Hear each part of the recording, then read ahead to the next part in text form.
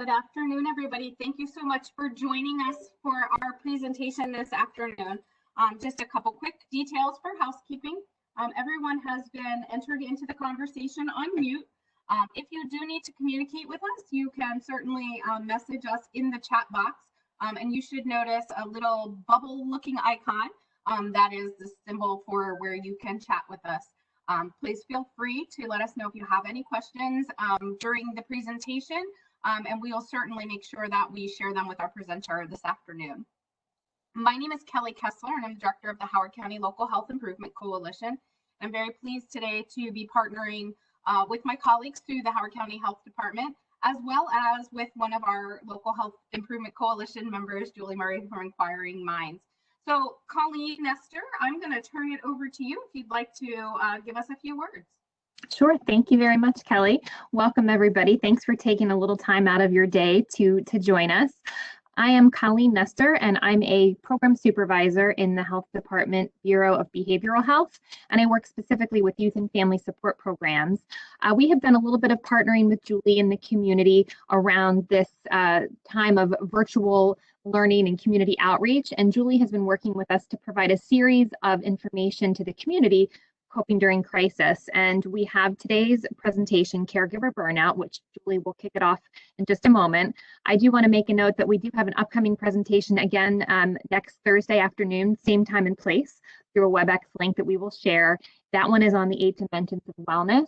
And Julie's also going to be joining us for a Facebook Live event on Friday, the 26th at 12 p.m. noon on the Facebook page for the Howard County Health Department.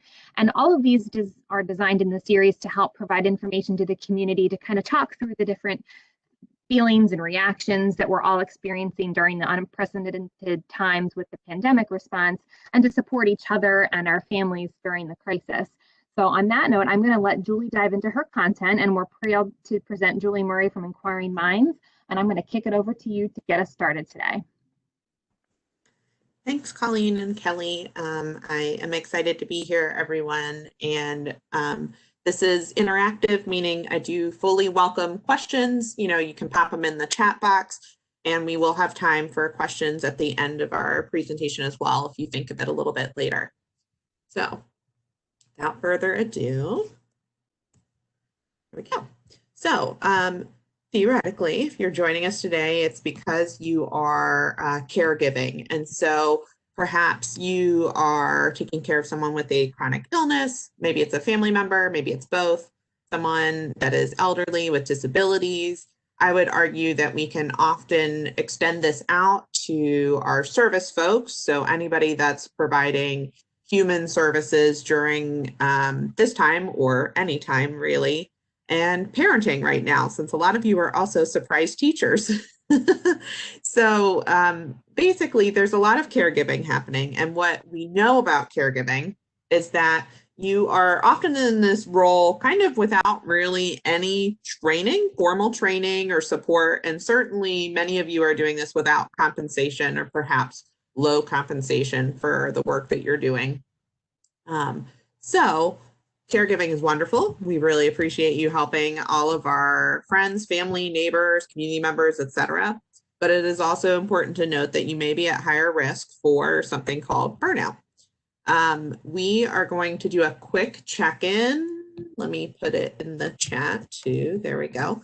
So I would like if you can humor me and text either one word or an emoji into this web link here. So pollev.com/JulieMurray518. And we're going to pull up the word map because I think it's a lot of fun, but it's also important that we model check-ins, right? So we need to take care of ourselves. You can also text in if you like, but I figure many of us are probably on the computer, so it'll be a little bit easier to do it this way. Oh, and I realized I don't have my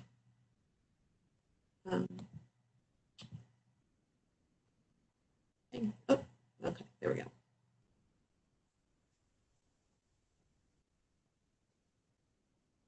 Okay. So again, pollev.com/JulieMurray518. Tell me how you're doing today or this week or this month.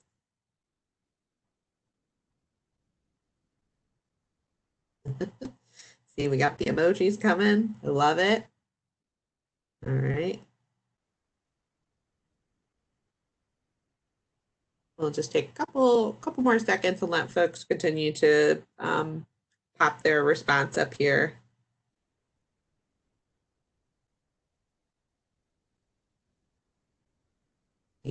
Maybe sleepy.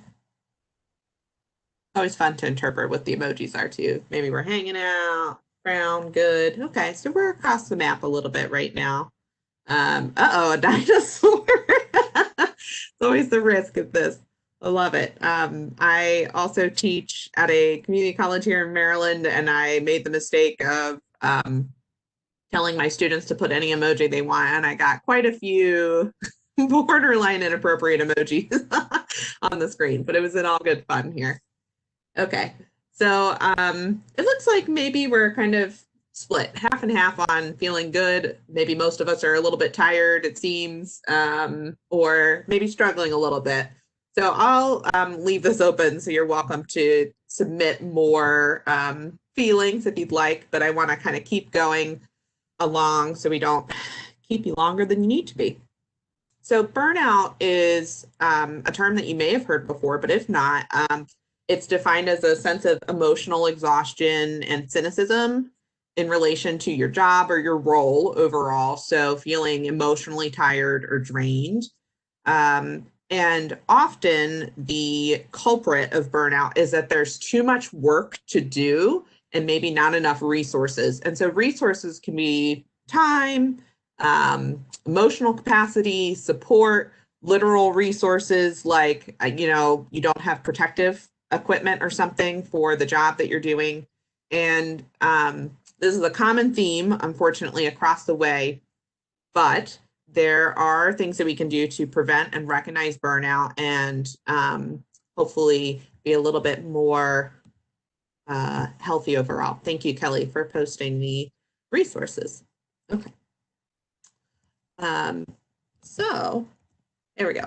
There's also something called compassion fatigue, which is a little bit different. So compassion fatigue is where perhaps you're exposed to a lot of people that are struggling, and you start to kind of take this on as your own suffering. So for instance, I used to work in a mental health residential setting, and some days when I got home, I was experiencing compassion fatigue because, I had heard so many stories from the clients that I was working with, and it just kind of, I didn't have a good clinical boundary that day for whatever reason, and I ended up kind of taking it home with me.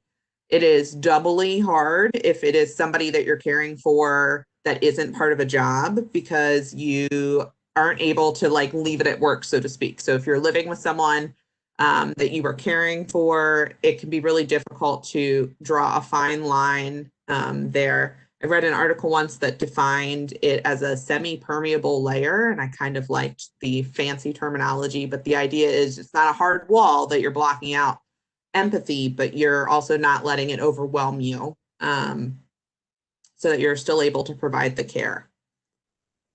So burnout has 3 different kind of criterion. So the first is exhaustion, and a lot of us will feel this physically as well as emotionally. So you wake up in the morning and you're already tired. Maybe you are just unable to take on anything extra. Maybe you are feeling worn down overall and you're getting headaches and stuff. We'll talk about some of those warning signs in a moment. Depersonalization, which is a really fancy word to basically say that you are looking at the people that you are caregiving for and you're not experiencing that same level of empathy, and you start to resent them for things that they maybe don't have control over or things that wouldn't have fazed you before. So perhaps you're getting really frustrated at your loved one because they're unable to do a task that they have never been able to do, but you're done, you're burnt out. So you start to get really upset or overwhelmed by things that way. And then the last one is diminished personal accomplishment. And this is really tricky, especially if you're doing long-term care. So this is basically that you feel like you're not making any progress or that you're contributing to the caregiving overall. And so these 3 components all together are what make up burnout. Okay. So you all have probably heard that you have to put your own life mask on first. So same kind of thing. You can't pour from an empty cup, meaning that you can't take care of others if you're running on empty, if you're burnout. So this is where we're going to kind of start switching into what warning signs to look out for in case you're maybe experiencing burnout. So first, we've already talked about feeling tired or down. I'll let you read these and I'm just going to explain a couple. So escape fantasies where you are like, I'm just gonna, run away and scoop ice cream, or I'm gonna go to Hawaii, or you have these kind of fantasies where you get to put everything down and run away. And I'm not saying those are necessarily a bad thing. And any one of these by themselves are maybe not a cause for alarm, but when you see a pattern of escape fantasies over time, or if you are experiencing headaches quite frequently, it's a good idea to check in with a medical professional first to make sure we're ruling out any sort of physical concerns, but also let them know if you've been experiencing any struggles with caregiving or work or anything else. You should present your whole human self to your doctors, even though we typically think about the physical when we go in. The other thing that I wanted to highlight is that little tasks seem to take big efforts. So I know that I am starting to feel overwhelmed when I don't put the dishes in the dishwasher. I know that sounds really goofy, but I hate having a dirty sink. And it takes me, an extra 10 seconds or something to put the dish in the dishwasher. But if I'm not doing it, it's typically because I'm feeling overwhelmed and the little task seems like too much. This is a good indicator that I'm starting to get overwhelmed or heading on the road for burnout, and that I should take a step back and practice some self-care and things. So what do we do with burnout? It is always better to prevent if possible. So just like my example with the dishes, it's a good idea to start recognizing some of those warning signs that you might be experiencing that are personal to you, because we all will experience burnout just a little bit differently. And once you start to notice the warning signs, that you try to immediately hop in with our self-care, with support, with breaks, whatever it needs to be, and prevent actual burnout if possible. Burnout is going to be high levels of stress on you and your body, and it can really quickly wear down the pathways in your brain and make it so that you are more susceptible to getting sick, experiencing depression or anxiety. Your heart rate can go up, blood pressure, your sleep gets interrupted, all sorts of stuff. So it's important that if you start to see the signs, and we'll talk about how to recognize them a little bit easier so you can build that awareness. You start to see these signs, that you work to prevent and go full force, 100% on the self-care train. So, here are some suggestions on coping with burnout, and this is just the general overview. So if you think that you're heading on the train to burnout, or you are burned out already, it's a good idea to talk with other caregivers, and you can join some support groups. And obviously right now there's going to be online or physical ones. Here we go. Here is a resource from Kelly, the Care Line, and I've heard really great things about them in my previous work in Howard County. You can go on Facebook probably and find some groups. I can't vouch for their, I can't necessarily vouch for the various Facebook groups, but you might be able to find something. And it can be really helpful and freeing to talk to others that are in a similar position, because you will be experiencing similar feelings. And oftentimes I hear from folks that are caregiving that they feel guilty, that they're frustrated, or all of these different things. And realistically, even if you are caregiving, you're still a human being. You still need to connect with this person outside of the caregiving role if possible, and remember what your original role is together. You should talk with other caregivers, because they'll understand you in a way that the person you're caregiving for will not. So this is great. And I see that there's now a support group. Wonderful. So once a month that is meeting virtually, and you can contact Karen if you'd like that. If you notice that you're starting to feel burned out, or the dishes are piling up, so to speak, make sure that you're taking breaks and that you are really honest with yourself about what you are capable of doing. That's really hard for us to accurately assess. And I often will call a friend or, talk to my boyfriend or call my grandma or something if I'm starting to feel a little bit overwhelmed and say, this is everything I need to do today. And they're like, do you though? And sometimes we need that gentle outside reminder that nobody's going to be upset about, an email waiting a day or the dishes being in the sink or whatever the case may be, that you're able to prioritize as you're going. And again, you can't pour from an empty cup. So you have to prioritize yourself as much as possible. Make sure that you're staying connected with friends. Often when we start to get overwhelmed, we start cutting out the things that are really important for us to be well. So again, maybe if keeping a clean kitchen is a good, strong self-care thing, that you just schedule that in your day and do it no matter what, but also not cutting out friends because we're feeling overwhelmed, or exercising or eating junk food or whatever the case may be, that we still are sticking to our original routine and plan as much as possible. I'm a huge list person and schedule person, so that's always my go-to when I start to feel a little bit overwhelmed. I sit down, I write down everything that I think I need to do. Maybe I talk to another person about it. Maybe I do it myself, but I write down a list and I create a schedule and make sure that you ask for help if you need it. And I know that sounds really silly, but a lot of us are a little hesitant about reaching out and saying, I'm a little overwhelmed right now. So Kelly is continuing to post resources. I highly recommend you check them out as we go. So self-care for all, back to the basics. And this is just a loving reminder that, again, many of us drop these the second things start getting a little bit tough or difficult. So sleep is probably the number one thing that all of us need to do better on. Excuse me. So for adults, they're saying about 7 to 9 hours of sleep. Just really quick in the chat, how many of you actually get 7 to 9 hours of sleep every night?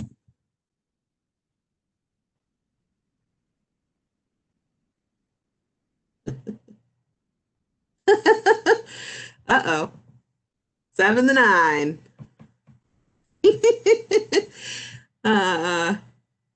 You're funny. Yep, 7 to 9 hours of sleep every night. Does anyone? Maybe. Uh-oh. Okay. Well, that is going to be my take-home point for all of you, is to start trying to shift your schedule around a little bit and get that 7 to 9 hours of sleep. It makes a really big difference, and it is possible, I promise. The other thing a lot of us start to do when we're stressed is we turn to comfort food, and there's not necessarily anything wrong with, having a little bit of ice cream or eating mac and cheese, but it's also a good reminder that you can't live only on mac and cheese and ice cream, that you want to kind of back up and make sure that you're still getting the normal nutrients, that you get your vegetables, that you are getting protein, all the different vitamins, etc. And then, of course, you can still have mac and cheese and ice cream if that helps. Another thing that I like to do when I start to feel overwhelmed is to just get outside for a couple of minutes. And maybe you can't go outside, but try a different room at the very least, but just change your environment for a few moments and see if that helps. So I recommend at least a couple of minutes a day to get outside. I know it's supposed to be raining. Sunshine. Yeah, excellent. I was going to say it's supposed to be raining every day, but the sun is currently blinding me in my window. So I think that the sun has come back out, which is great.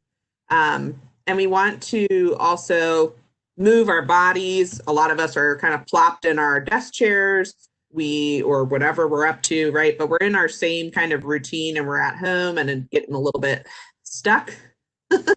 Quarantine. Very nice. Make sure you're taking breaks. So again, if you're somebody that sits at the chair, I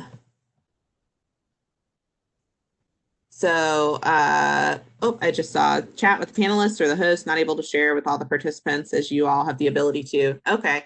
Well, I will continue to read out our discussions, and I don't know if that's something Kelly can switch, but we'll see if she can. So the importance of breaks: schedule them into your day, set reminders on your phone. Start feeding your cat or a dog a treat every day at the same time to remind you to get off your butt and go move. But it's important that we are taking breaks mentally and physically from our workload as much as possible. And breaks don't necessarily mean a full hard stop break for 15 minutes or 30 minutes, but maybe it does mean that you can switch activities at least and maybe, focus on something that's a little bit more fun. But because I recognize not everybody's going to be able to say, oh, hey, it's 3 p.m. Let me go to get my quarantine. So we want to be cognizant that some of you will have differing abilities to get out and move and do the different breaks, but you can always kind of switch your activities up a little bit and make sure that you're getting a break from the same level of activity that you were doing. Emotional check-in. So this is one of the best things that I can suggest for all of us to start practicing is to start building in a mindfulness practice to our day to say, how am I feeling right now?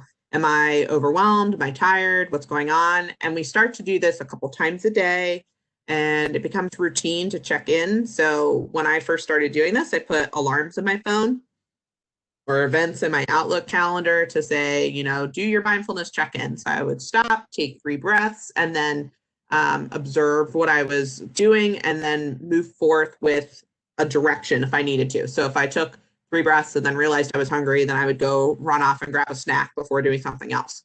If I took 3 breaths and I noticed that I was feeling a little grumpy, I would take a break and walk outside for 2 minutes.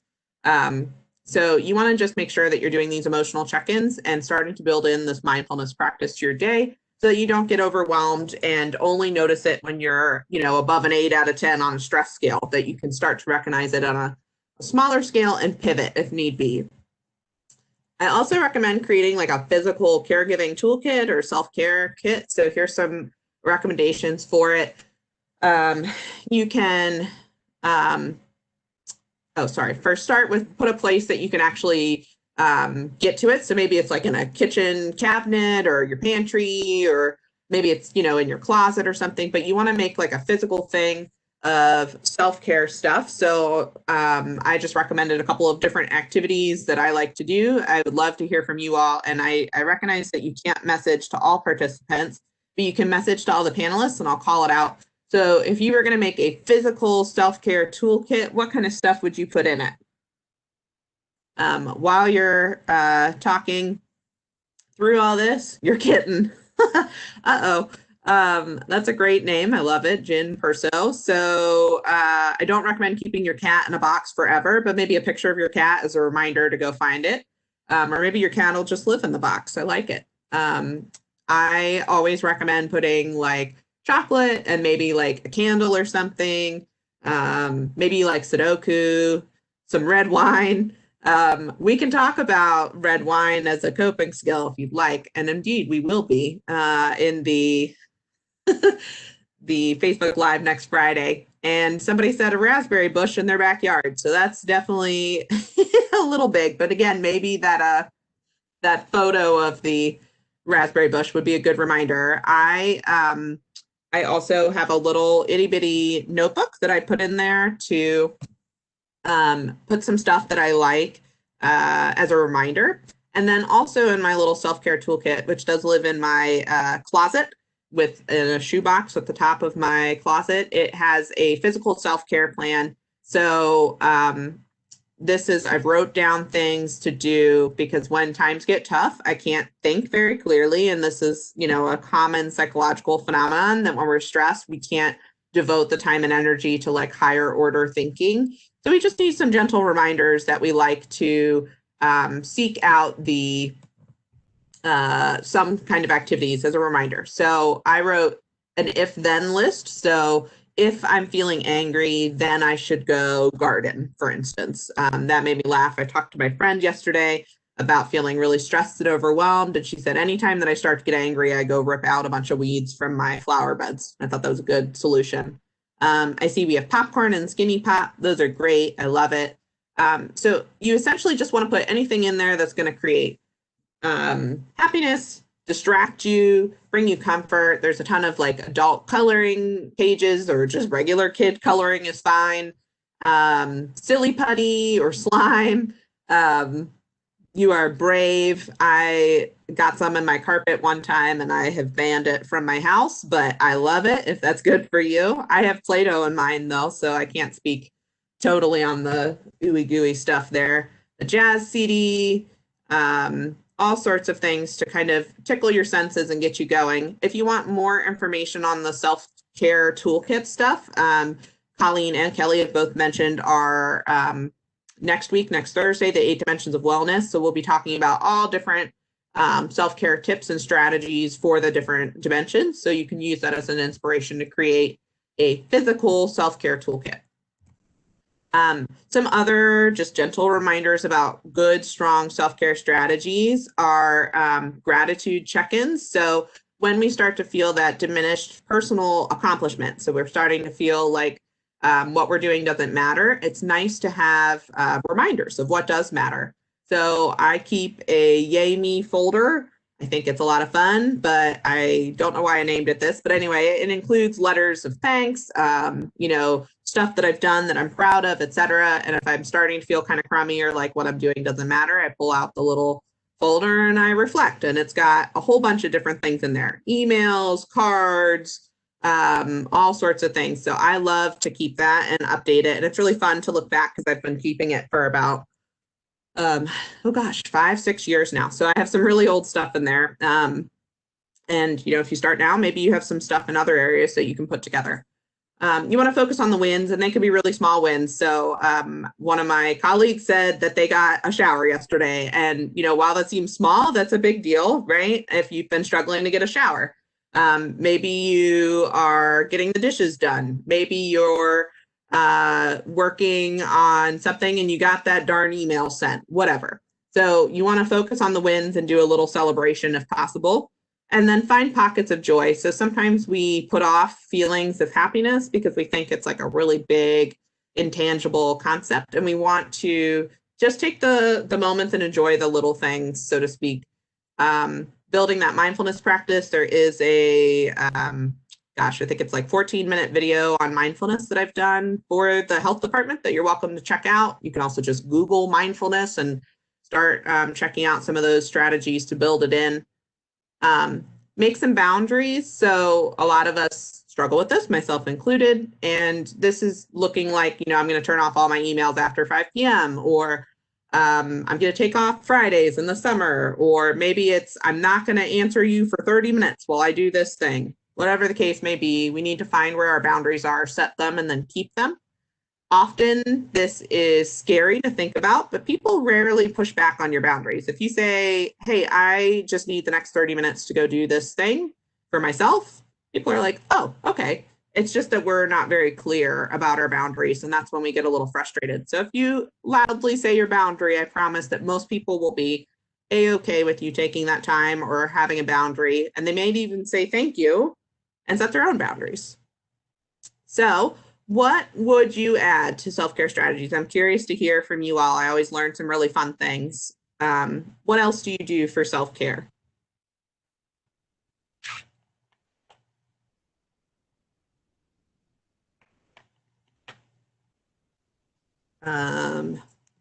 Walks every morning. Yeah, you've been really great about doing that.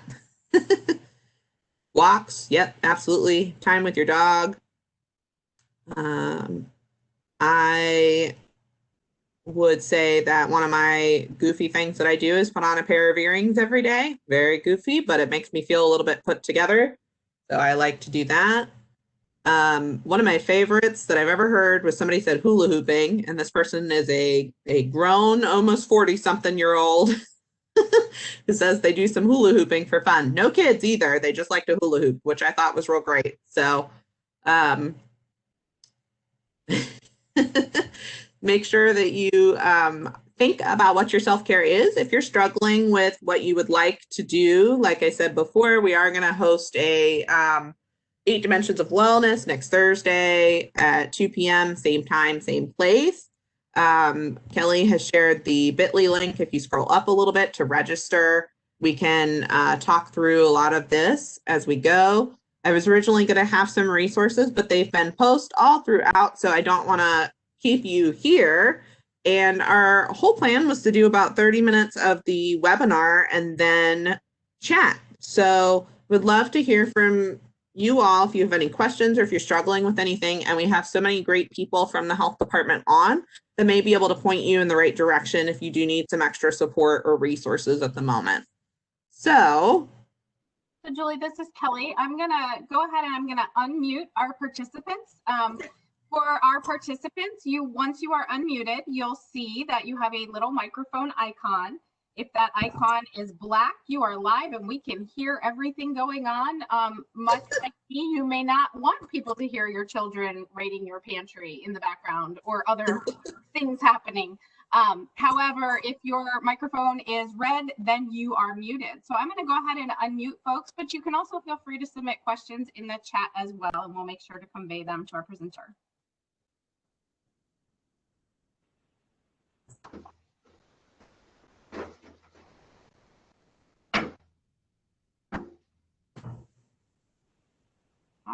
Everybody should be unmuted now. So if anyone has any questions, feel free to throw them out there for Julie.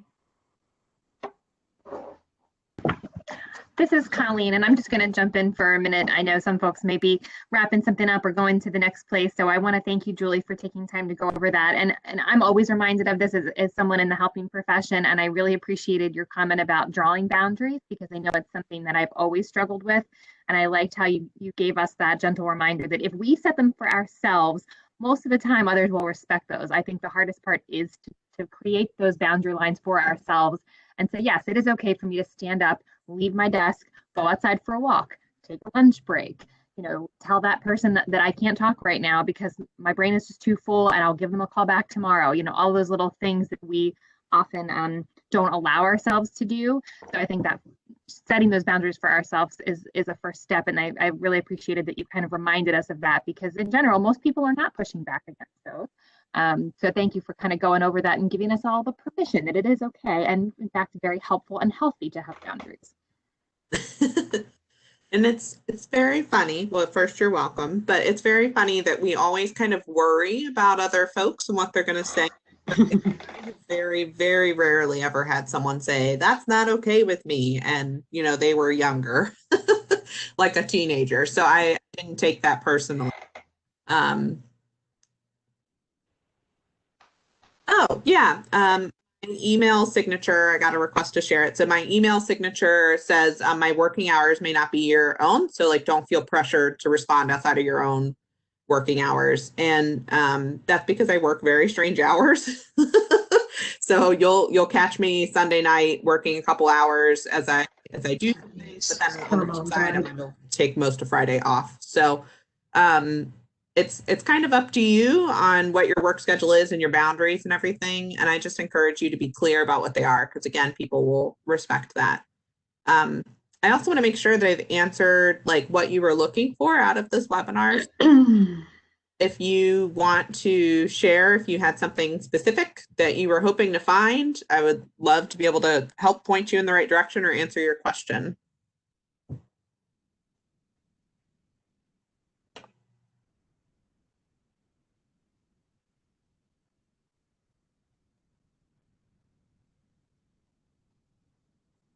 Julie, this is Kelly. I think one thing that I want to say thank you, first of all, for your presentation. I think you touched on a lot of things. I guess one thought I have and kind of goes back to what you had talked about, sort of the definition of caregivers being very broad. Do you have any suggestions or advice or comments for the folks? I don't like the term sandwich, but sometimes I feel a little bit like that, where I'm caregiving on some level for parents who don't necessarily agree that they need caregiving. And certainly parenting and obviously caregiving for teenagers and a college student. Are there, I know you suggested many things, but are there any thoughts for folks kind of in that position throughout this time? Yeah. So, all of the stuff we covered should be still true for you. And it's especially hard to caregive for somebody that thinks they don't need it, whether that is a older parent or a teenager or college student. it can be difficult to kind of, convince folks to do things. So again, it's difficult to do when you feel pulled in many directions, but it's so important that you prioritize yourself and schedule yourself into your day and what you need. I recently started taking just 5 minutes every morning to sit outside and, going over my schedule for the day and deciding what I could do that day or the next day. And so maybe kind of taking a quiet moment to reflect on what you're actually able to do, and then doing it when you can and reaching out for help as you need. Definitely. And we did have a question, and I know that you touched on this, and I'll certainly share resources again, but suggestions for individuals who are really, they are really in the 24/7 caregiver role, in particular, for example, caring for someone with Alzheimer's, and, sort of how they may be experiencing burnout in a like true burnout, in not just I need a break, but really in that place. Yeah. So first, you say 24/7, and I really have a lot of empathy for that position. And if you are at all financially able to, or use insurance to help get you some respite caregiving or some sort of nursing assistant to give you some breaks, because you do need breaks. And if that's not feasible, to reach out to friends and family to be able to give you that break, because it is not realistic for any of us to be giving 24-hour care to anybody, because I'm not sure when you sleep when you're doing that. And I recognize that folks may sleep, that you're caregiving for, but I'm sure that anxiety and stress and all the other stuff you need to do is kind of creeping up in your sleep time. So please, please, please make sure that you do have respite and other caregivers in rotation. And that can look like a lot of different things. If you're part of some faith organizations, a lot of them, like churches or synagogues or temples, a lot of them may have some folks that are able to come sit in your house for an hour or two, that might even be the same age as your parent. Since I see this as a parent, you want to still provide them some social care.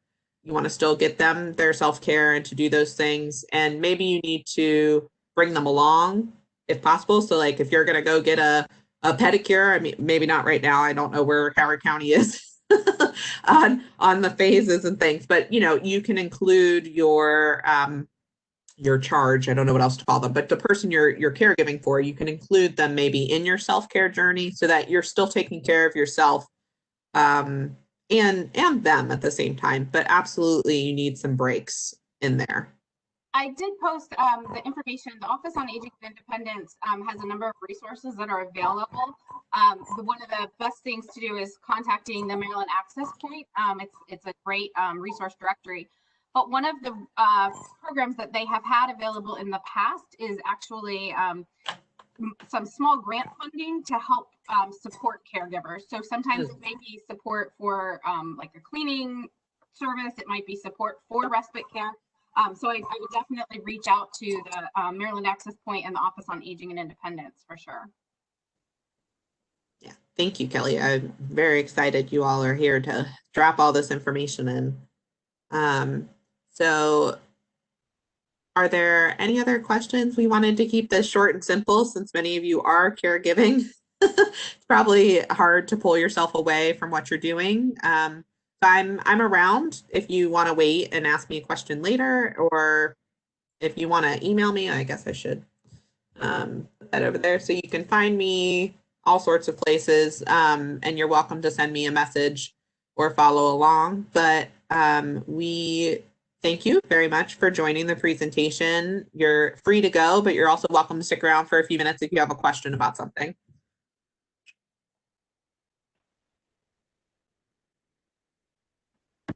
Thank you again, Julie. We really appreciate you taking time, and we thank everybody for joining us today. As Julie said, we'll keep the line open, and you can feel free to submit questions in the chat. You can also feel free to hop off the call.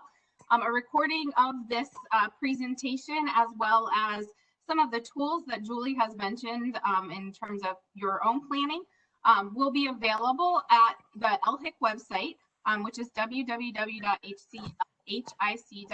and we'll share that in the chat as well. Again, we thank you so very much for your participation in the event. Oh, Julie's showing it to you right now. So you can see the handouts that Julie referred to, and you can certainly get a hold of us any way possible that you'd like. So thank you all again for joining us. Have a wonderful afternoon. Thank you. And I apologize, I meant to mention there are 2 resources available. So if you're worried you're experiencing burnout, you'd like to do a self-care checkup, you can go ahead and do that. And then there's just a nice little plan to get you started if you want to start building your own self-care plan.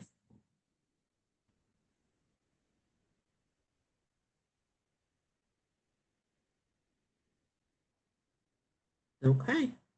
Thanks all.